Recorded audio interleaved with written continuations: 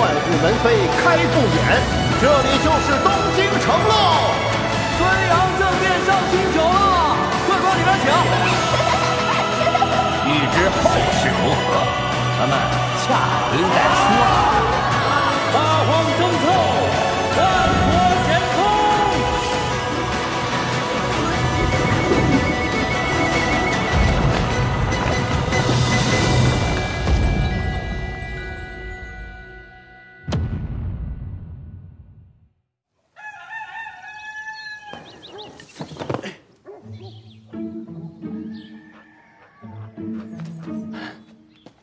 嘿，这么早就起来了，我还怕敲门吵着你睡觉呢。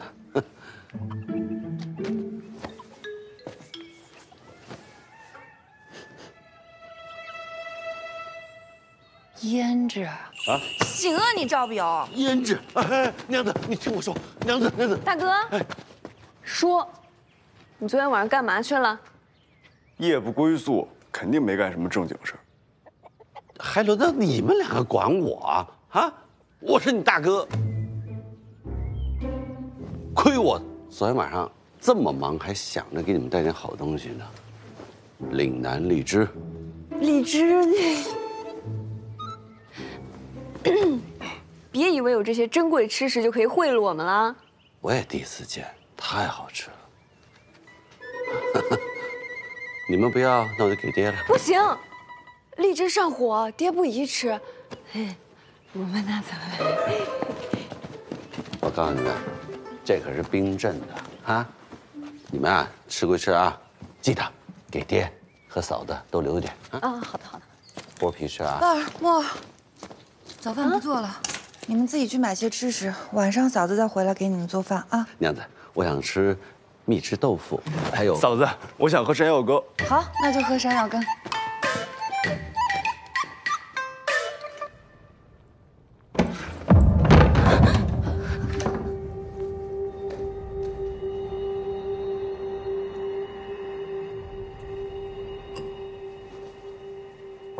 我就说嘛，那个姓赵的不懂事儿，看把我们七娘子给气的。你什么时候见过我为一个男人生气了？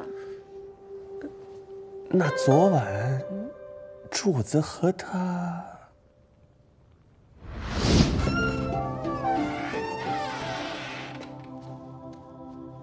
你说过要帮我查出冒药的真凶，你准备怎么做呀？你进来呀！不了，不是太方便，我站在这里说话就可以。你说什么？我听不见。我说，既是凶案，官府必定会介入。我在开封府也认识一些人，我来帮你打听打听。官府那边我早就打点过了，但我不信任他们，那些徇私枉法的家伙只会随便搪塞几个替死鬼给我。张七娘子啊，我可以提醒一下，有没有可能是仇人所为？说的不是妖魔鬼怪哈，人。人可比妖怪更可怕呀，人心诡谲，凶险难测呀。倒是赵先生和冒妖案前后脚出现，怕不是我仇家派来的吧？我呀，我怎么可能是你仇家派来的？我呀，简单，就是图这份差事有油水才来的。如此说来，先生只是为得酬劳。当然。那赏金是多少呀？那门口的告示里不是都写了吗？你出去一看就知道。看来赵先生的嘴还是不太诚实嘛。那我就好奇了，你图我什么呀？说实话，我还没想好。我那……你好好想个理由。尝尝这个，岭南的荔枝。哎，你干什么去啊？我去就来。那我出去等。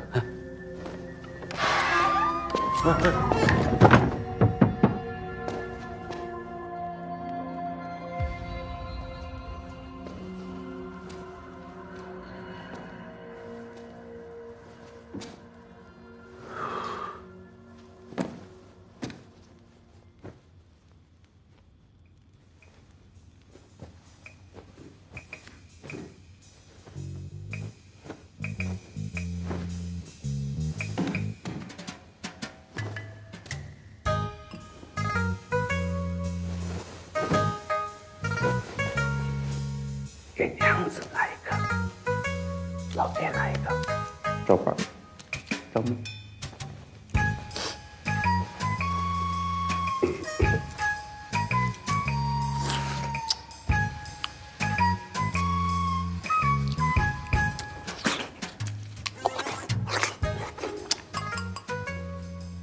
可以啊，小玉盘，一看就是皇家的器物啊。先生还认得这个呀？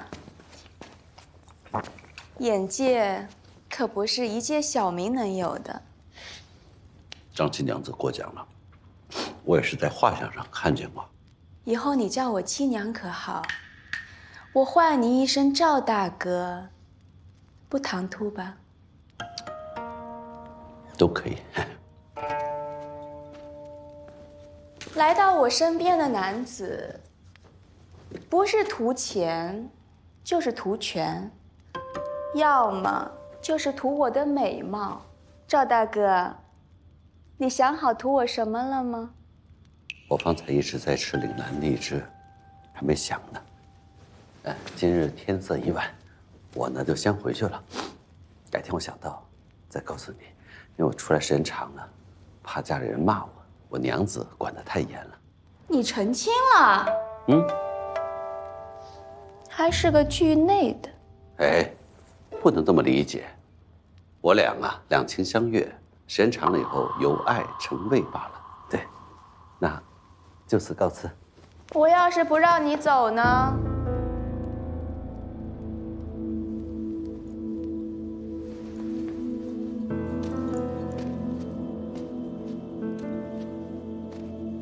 你越是不图我什么，我就越对你有兴趣。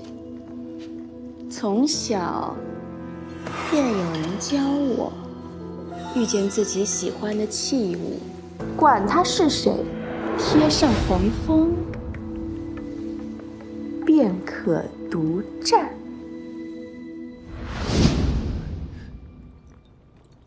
那后来呢？关你什么事儿啊？七娘子可要小心啊！这个赵不友跟之前的那些不一样。行了行了，让你加强府中护卫，找着人了吗？又找了2位高手，已在前厅等候多时了。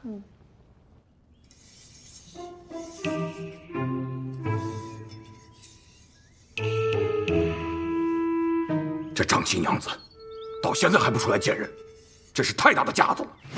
练就一身本事，不就是为了货卖世家？你急什么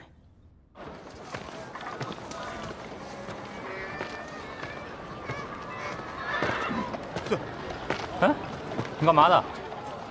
哦，找张七娘。张七娘是你想找就能找的？我看你是疯了吧？走，赶紧走！快来人呐！有人闯府！你来找张七娘的都是疯子吗？请问这位娘子，刚才是谁闯府啊？我啊。娘子说笑了，就是他，快把他拦住啊！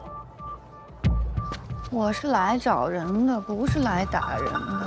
谁敢闯府？是你。找张七娘问几个问题。张府不是你想进就能进的，七娘子也不是你想见就能见的。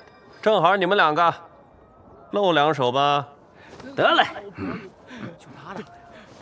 我是张府的护院，你若再往前走，我可就要对你不客气了。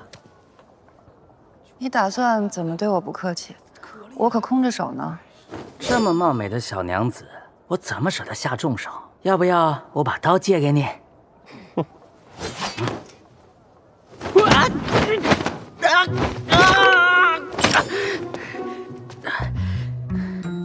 你怎么偷袭呀？不是你要把刀送我的吗？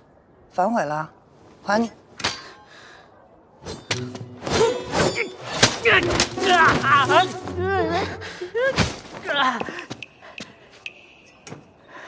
随便就能送人的刀，看起来也不是什么好刀。还你。这位娘子，他们聘我做护院，我不能就这么让你进去。那你打算怎么拦我啊？我的兵器呢，有点重，待会儿要是招呼起来，不小心伤了你，请您见谅。呀！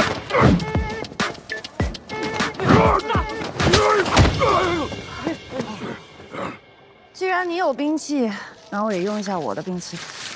你这是什么兵器？不认识啊？这是山药。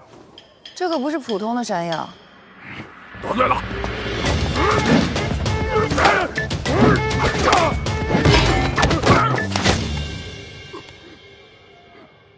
如果是刀剑，现在你已经断气了。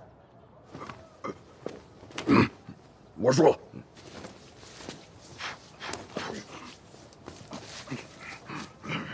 回去记得用白醋洗一下。敢问，您的山药有什么不一样啊？早市上买的，便宜许多。您可是为了上回庄宅牙行的事而来，有什么话我都会如实转告我们家七娘子的。还是把张七娘叫出来吧，我要当面问她。这个嘛，好身手啊！哦，七娘子。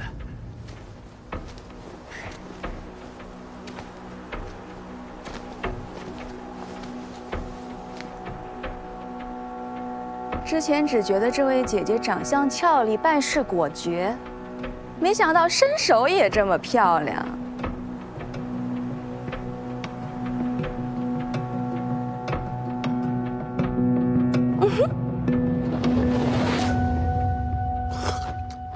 咱吃点嘛。我们要等嫂子回来给我们做山药干吃。行行行，你们等着吧。大哥，你怎么看猫妖的？你问那个干什么？武大的尸体不是被猫妖吸到半空的，是被绳子悬吊着的。这个案子绝对是人为的，是有人用冒妖这件事情达到什么目的。大哥，你怎么看这个案子啊？这个案子，你们俩不准管，很危险，听见没有？那大哥，你管冒妖案吗？我管他干嘛呀？那你昨天去凑捉妖热闹是为什么？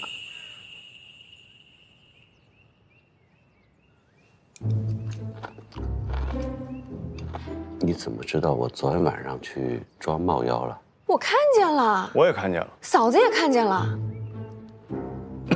你看见什么了？看见你上了张七娘那个特别豪华的马车。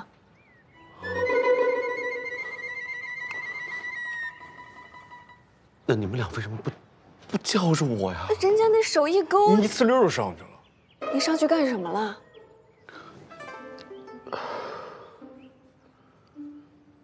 是这样的，你们俩都想住南方，大哥想挣点赏金，这个大的宅子有2间南房，给你们俩一人1间。去张新娘的马车上挣赏金。大哥，我真没想到你是这样的人，你这么做我们瞧不起你。你们2个白眼狼啊！走吧走吧，忙你们的去。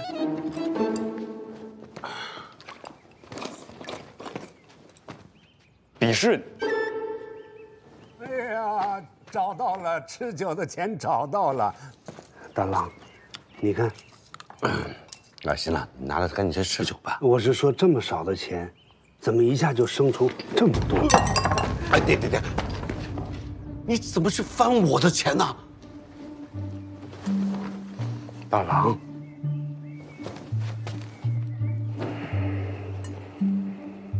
大郎，有些钱能拿，有些钱不能拿。对，你是不是知道点什么呀？我是看到你这个钱袋，才发现了你的秘密。马车上的钱，咱不能赚。爹，这哪跟哪呀？行，啊，赶紧去吃酒。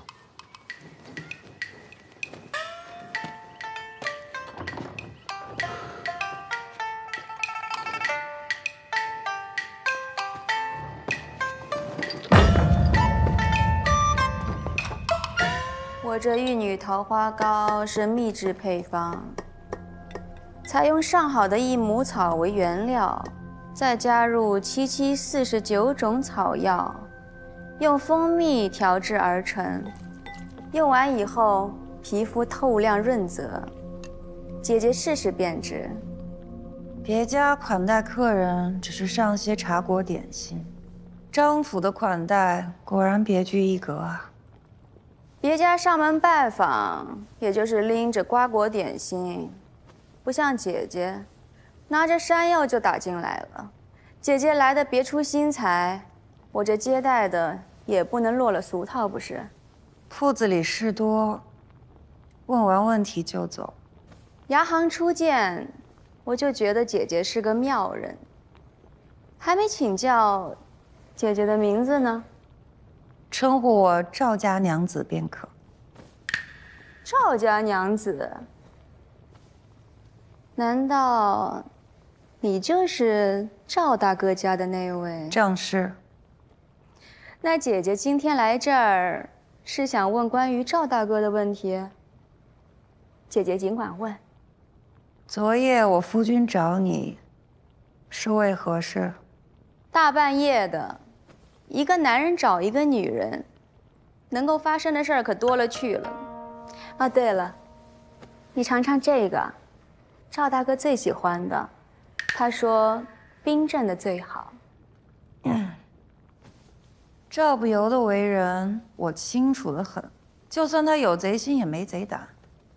况且赵不由这样的男人，张七娘可不稀罕。那像姐姐这样的女人，嫁给了他，是看上他什么了呢？我自己的夫君，我自然有心仪的理由，不需要旁人评价。别浪费时间了，找他为何事，跟我说吧。冒妖案。昨夜，赵大哥主动提出要帮我查这个案子。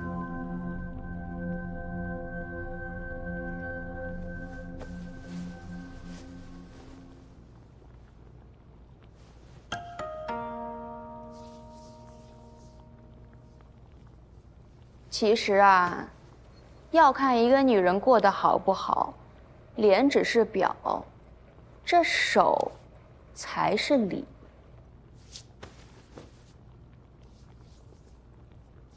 姐姐有颜有才，却只能拘泥于家务琐事中，看着手就知道，家里的那些粗活累活一件没少干吧。倒是赵大哥，昨夜帮我剥荔枝的时候，我就注意到，他那手倒是挺细的。唉，是啊，平日里舍不得赵不由干活，他那双手啊，也就留着给我洗洗脚。哦，昨日多了一个差事，给你剥荔枝。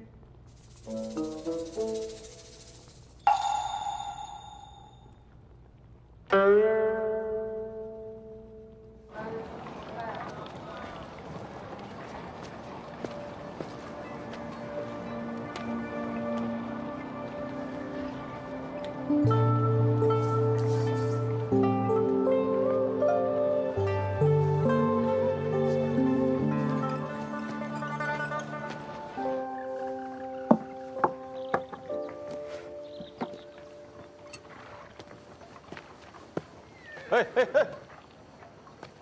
你可别乱给孙富浇水，浇太地行，别碰他们。我就得干点粗活，怪不得养活不活这些活呢。哎呦，这是赌丝钱，本蒸骨头，这是又收着黑钱了。这么舍得给我买好吃的，哪个案子的？冒妖案。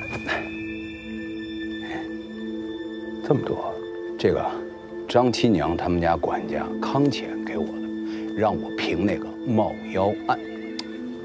老规矩，给你看一眼，然后按月发放给金元军那些老兵。我呀，替你们操多少心呢？头儿，我收他们这么多钱，一点不冤啊，他们还占了便宜了。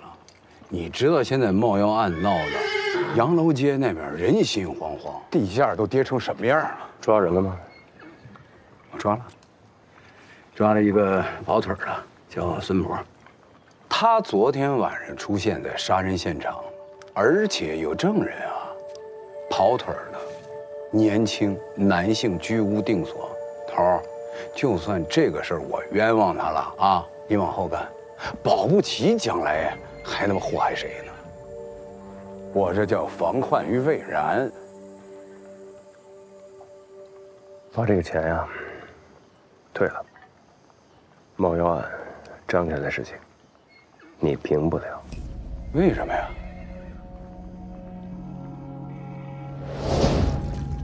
头儿，哎，赵家大郎来见。啊，来。陆先生，哎，这么晚还没回家？我这不是就在家里面吗？哦，您平时住在这里面？东京的日子太舒服了，住得再好一点，我怕活成他们的同类。坐。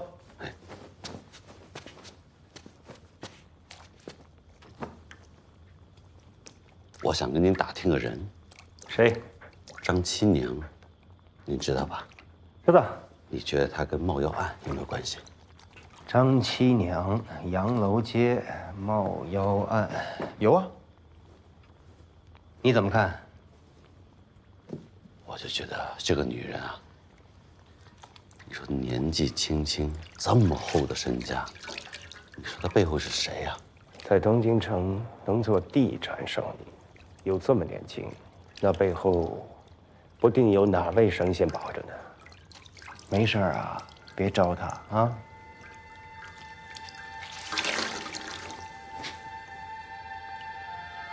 你招她了？说不清楚。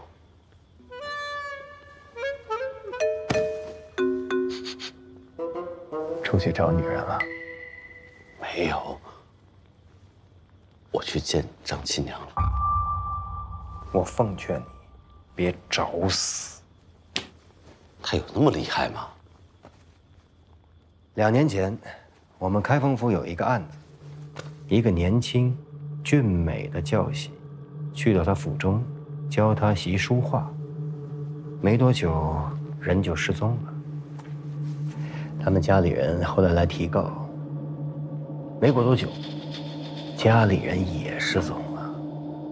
这案子最后不了了之。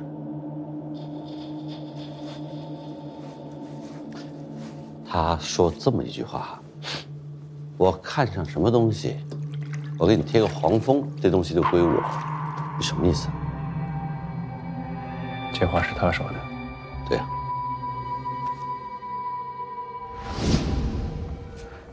就是因为这事儿大，咱才不能得罪张家呀。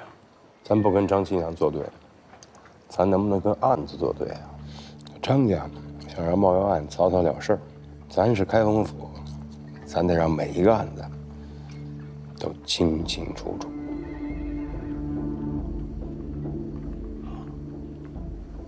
你要这么说，了然，我知道怎么办了。赵北要去找武家，你帮帮他。不用他，我自己就行。好，我配合他查这个案子。莫兄，伴儿，小宋哥哥，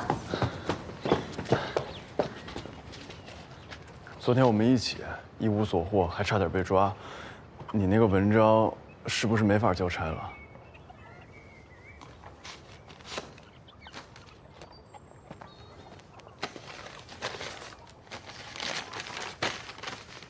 昨天半夜我又重新排了一版，也把苦灰改成了苦土，不过仅此一章。我看看，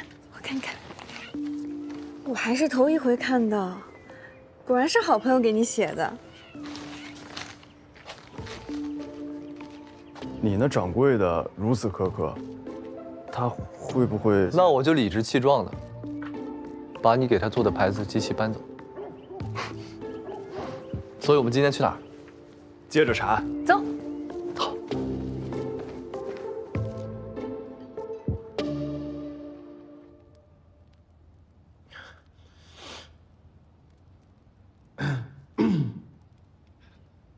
你干嘛穿成这样啊？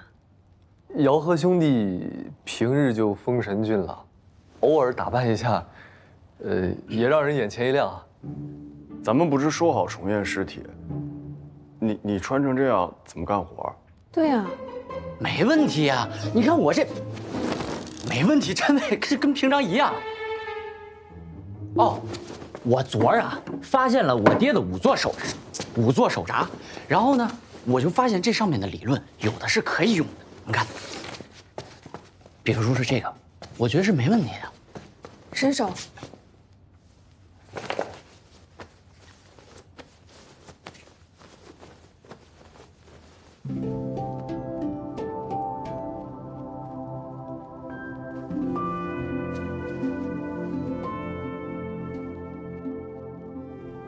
干活去啊！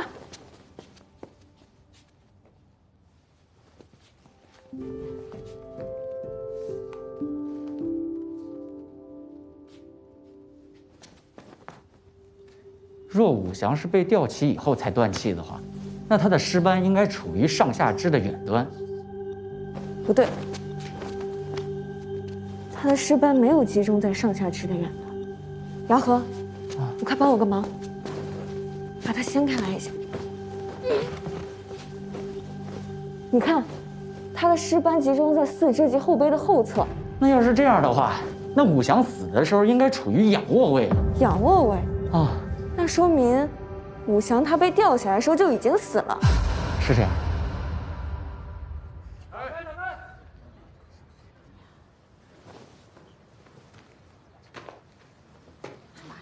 来了，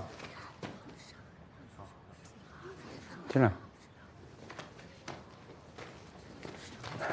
万推司，你们两个还好吗？啊，最近搬到哪儿去住了？回万推司。案发后，我和三妹便在从食店暂住。就这？有。介绍一下。二位是死者的弟弟妹妹。这位，我们开封府请来帮忙断案的赵松士。节哀。猫妖不出，我大哥不能瞑目。放心，我在开封府这么多年，就没有破不了的案子，是吧？啊，没有天幽峰的妖怪，只有露出破绽的凶手。说得好。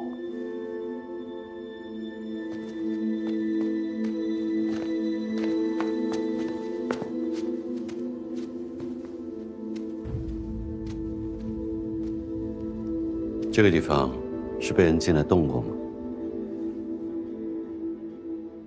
对，昨天晚上进来一伙人，那也不会偷东西。武大的尸体不是被猫妖吸到半空的，是被绳子悬吊着的。这个案子绝对是人为的，是有人用冒妖这件事情达到什么目的。赵表，这没什么问题吧？好，这里没什么问题，我们看看别处吧。武乔娘子，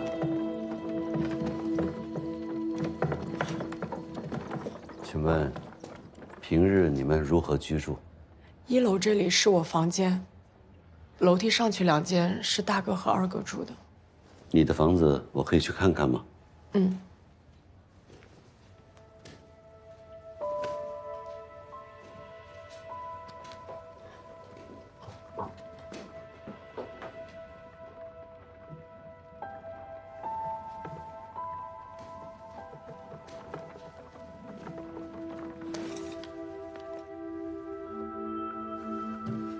我能打开那柜子看看吗？嗯。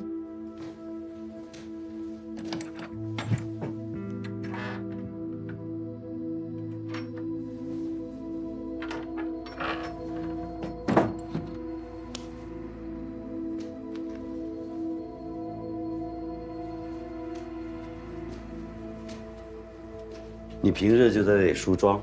是。比我们家妹妹的那个整洁多了。上面那些东西也是你的吧？嗯。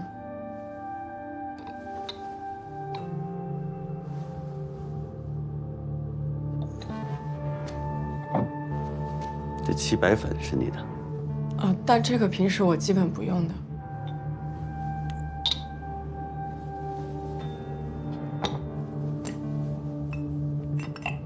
这是手膏吧？嗯。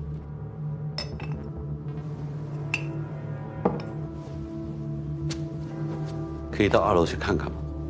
赵先生，我腿不方便，二哥你带他们上去吧。好，二位这边请。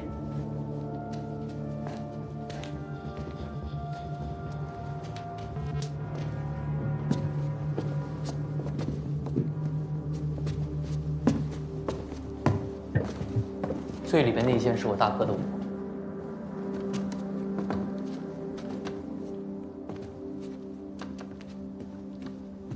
这武祥看着5大3粗的，屋子倒是挺干净利索。案发以后，这个屋子有人进来动过吗？案发之后，我们便没有进来过。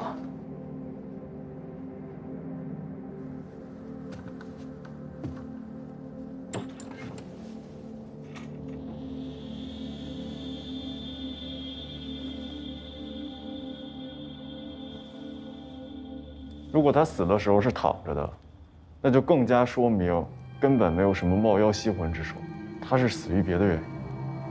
死于别的原因，那会是什么原因呢？毒我们也验了，没有中毒；伤我们也查了，只有头部有那些不致死的皮外伤。到底是什么原因呢？都说尸体会说话，尸体会说话，查不出来呀。武大哥，你能不能告诉我？老何，你看，他的右眼为什么这么红啊？一般来说，如果右边脑袋受到致命的打击，右眼会充血。你昨天不是摸过了吗？昨天摸的可能不够仔细，手套会影响触觉，我再摸一遍。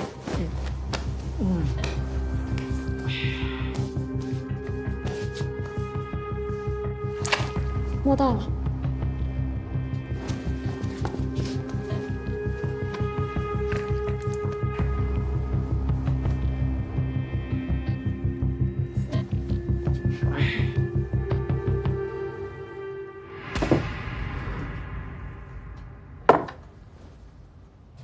这个是你哥？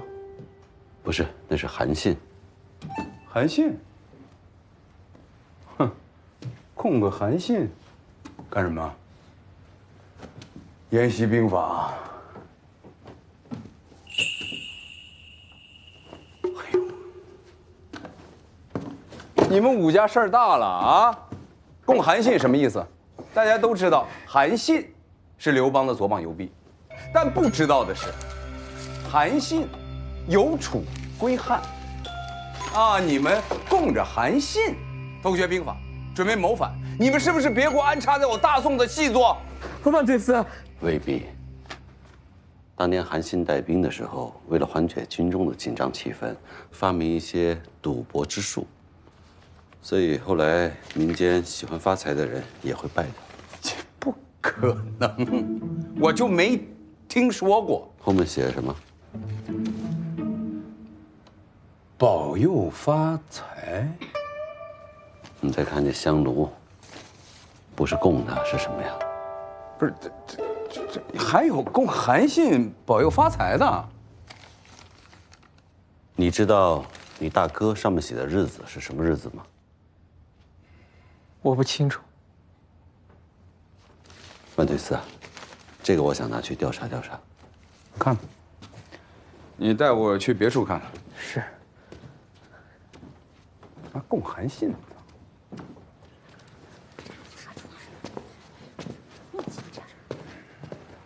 供武祥房间挺干净，是个体面人啊，可惜这个死法。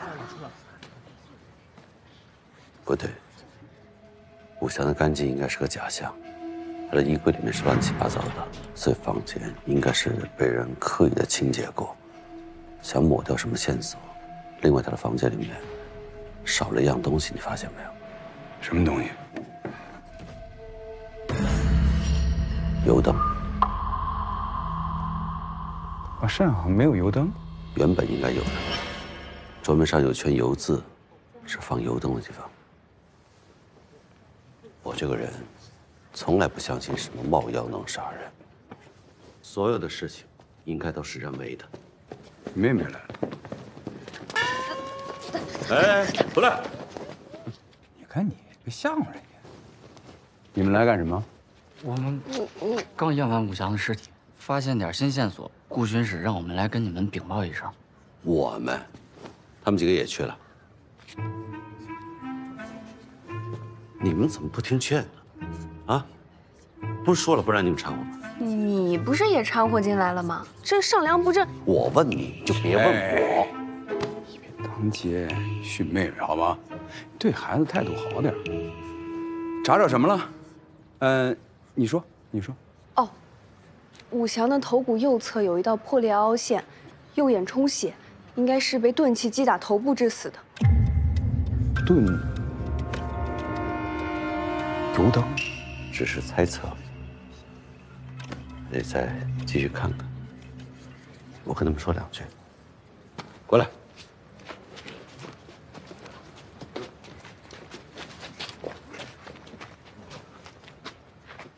你们几个昨天夜里是不是进去这个命案现场了？啊？我们4个一起去的。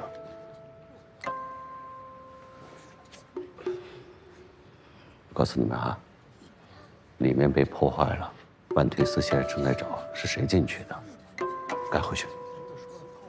大哥，我们想帮忙。帮什么忙？行了，回去。大哥，对孩子态度好点。你看你，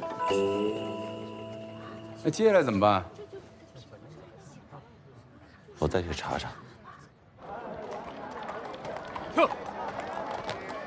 伴儿，你方才亲手碰血尸，真的是令人钦佩。我在想，你有什么感受吗？我想下篇小报的文章，写个女仵作。我还不知道能不能当一名仵作呢。那说说感受。宋兄，你尝尝这个新口味。伴儿，验尸它本来就不是个易事儿。你看我爹，老江湖了，他有时候还栽跟头呢。你怎么知道我在想什么？我都经历过这些。唉，你说我到底应该做什么呢？我想去医馆，却被辞退了。我被拉去当仵作，还疏忽了这么重要的细节。就那个头骨那儿，我怎么就没摸出来呢？耽误大家。你可千万不能这么想啊！这案子它本来就很诡异。更何况，要不是你在的话，我们现在一点进展都没有。怎么会呢？还有你啊！但我离不开你。为什么？因为我胆小。啊，确实。咋了？哎，他俩人呢？那来一份吧。丁家。我不买冰，我想买制冰的消食。各位看官，今日相扑场女斩争魁首，女梦奔何赛娘大战极旋风黑四姐。今天的小姐官人们，3文5文的讨个好彩头啊！来！黑四姐究竟是力更强还是技更高？各位看官请好。小哥，哎，请问上面那2位是谁呀？那个灰裤子的叫黑四姐，那个蓝裤子，哎呀，何大娘！我那朋友跟我说啊，押宝的话押到黑四姐身上，对吗？谁说的？武祥。武家大郎对吧？哎，好，他我们这常客，他这人嘛，没事，挺好。哎呀，我还是给您提个醒，他这人啊，赌运极差，逢赌必输。前2天我听说啊，他在一个赌场里输了一把大的，就1把，一套房子钱没了，当场人家吓晕过去了。哎呦，不能听他的！你还信他？信他家底都得输光了，不能信，不能信！哎呀，好吃。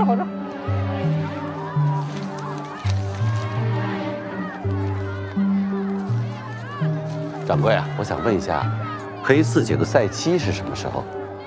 黑四节，3月初2、初8、11，还有掌柜15、14，您帮我看看，赛期都是上面这些日子吗？好，对，就是这些。太好了，下把要不要下注？我下一期，多谢。何大娘，开出去！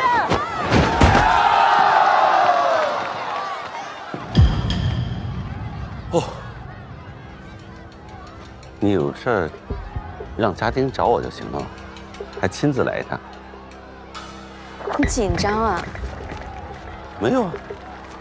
你既然答应帮我查冒妖案，就想着来看看你有没有偷懒，顺便聊聊武家那案子。哎，那个8字都没有一撇，有消息我告诉你。我可不这么觉得。赵大哥接下来去哪儿查啊？一起？我自己都不要去呢，还没定呢，我自己去。我想你不会想在这里难看吧？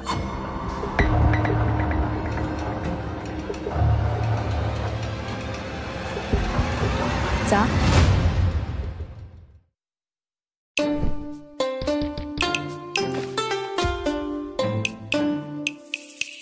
你知道宋朝盛行花美男吗？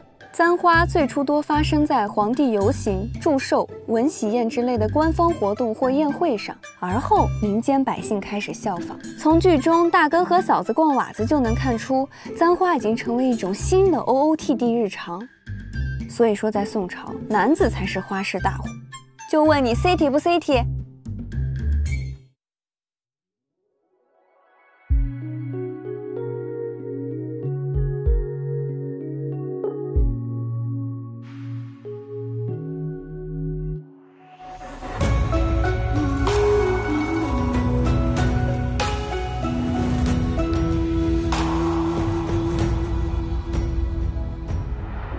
若非相蕊，谁会惹怨？这般浮于荣仆贵贱，身披斗笠，怎能奈何天？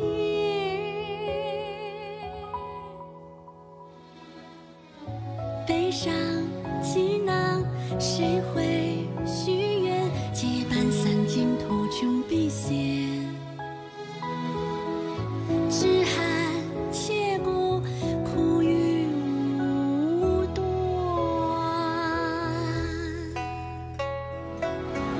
情不断，理还乱，既不远也不慢。抬头画眉月残，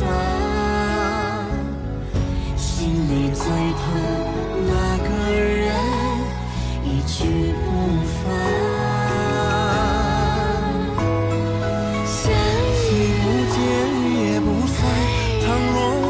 若即若